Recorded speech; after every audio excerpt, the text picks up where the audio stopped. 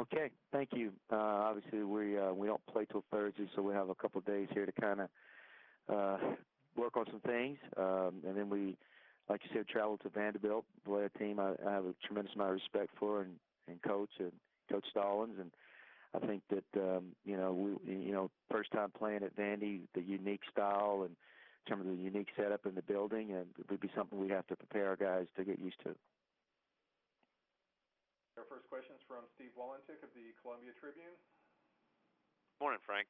Morning, Steve. I was just wondering if you could update Tony's status.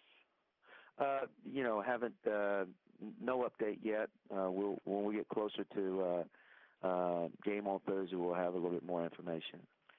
And have you played at Vandy before, and how does that affect coaching a game? I've been in the building a couple times as assistant, and it's tough.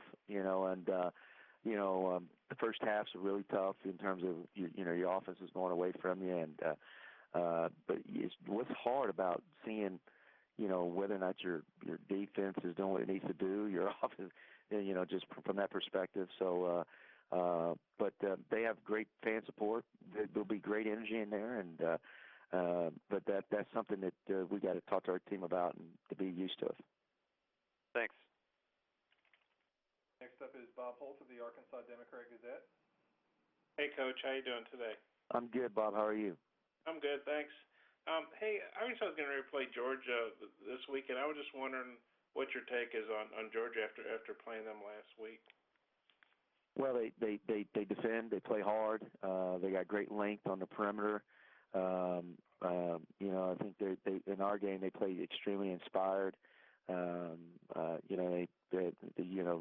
don't know how well they've been rebounding before, but they had 15 offensive rebounds in our game, and so Mark has done a really good job in getting those guys. And they're a young team, so they're all sophomores and juniors, and I think that's what happens with young teams. They get better and better as the year goes on, and I think they've gotten better here. They've gotten the league play.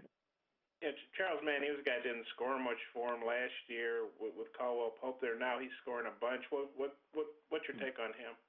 I actually think they're better offensively this year than they were last year because I think, and I don't know, Mark will probably tell you, they probably got caught standing watching, Caldwell when you have a great scorer like that, him making plays, and now they really look like they share the ball, and they, all those guys, they put a number of guys out there can go score it, and I think their numbers say that they're better offensively in terms of field goal percentage and three-point percentage, what they're doing this year thus far. Man specifically, he's averaging 20 in SEC plays, or something that impresses you about him? Well, yeah, he's got really good length. He as a point guard, and he can really finish, getting to the rack. I think he's a really talented player. Thanks. Mm-hmm. Up is Jerry Tipton of the Lexington Herald-Leader. Frank, just from the numbers, it looked like you guys had two wildly different rebounding performances in your two games last week. How do you account for that? Well, number one, we didn't do it to the level I think we needed to do it and to win it in the league, and it got us beat. So we really made a concerted effort to tell our guys, and that's all about effort, Jerry. Rebounding is effort, and I thought we had a tremendous effort out of Keanu Post and Torrin Jones, who had not played a whole lot. Torrin had 11 rebounds in 13 minutes, and Keanu had 6 rebounds in 14 minutes, and between those two guys that played a lot, 17 rebounds, and we needed that kind of. But they're going to be nice. You're not going to shoot the ball well, and which we didn't.